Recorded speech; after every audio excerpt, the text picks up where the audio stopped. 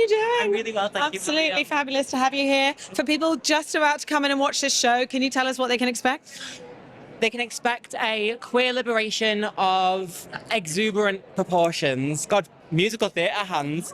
They can expect fighting, they can expect drama, they can expect love, they can expect queer awakenings, they can expect the unexpected as well. I think so much happens in the show that you don't expect to happen at all, and then it just does, and you're like, oh, you go, fucking hell, you know, like, what is this shit I'm watching, in the best way, you know? Yeah.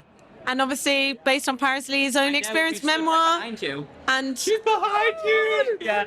why do you think this was such an important story to tell on the small screen? Oh gosh, I think it's important for so many reasons. I think number one, in the time we're living in politically, I think it's so important to tell trans stories and working class stories and just queer stories in general. But I think Paris' story is so incredible anyway. It has so many peaks and troughs, and you know, seeing where she was to seeing where she is now is so insane. And also I think it's important because we have so many trans stories out there that are nicey, I'm the trans girl, which is so fine, and I love that, and there are those trans girls out there, but it's also okay to be like, a trans experience on screen is not a monolith for trans experience, you know? And it's so fine to be like a nasty trans person who's not great. Yeah. Tell us about playing Sasha. What did you love about playing her? What didn't I love about playing her? I got paid to be horrible to everyone.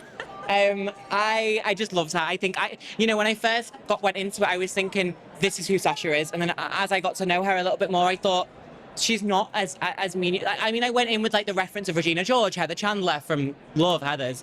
You know, all these different mean girls, blonde mean girls, who I like went in and thinking this is the type of mean girl that I want to be. But I went into it, and then as I started filming, I was like, oh, she's not that. She's so misunderstood. You know, she grew up in care. There are so many facets to her, and I think one of my favorite things about her is that her facet, and you know, as the Fallen Divas, as Lady Di, Byron, as the three trans girls of the show, I think it's so beautiful that her story isn't just about being trans. You know, I don't think any of our characters are just trans. You know, like Sasha is nasty, she's rude, she's scout, she's a sex worker, she's this. It just so happens that she's trans. I think that's really important in media today.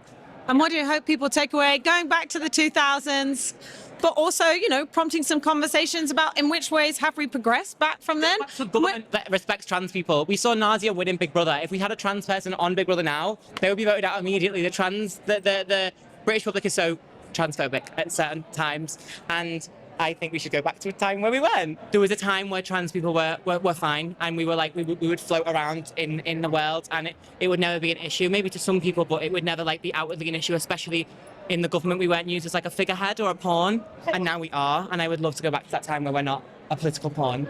Very well put. Thank you so much for your time. Thank you so much. Really enjoyed tonight. Thanks so much. Lovely to chat to you. Thank you.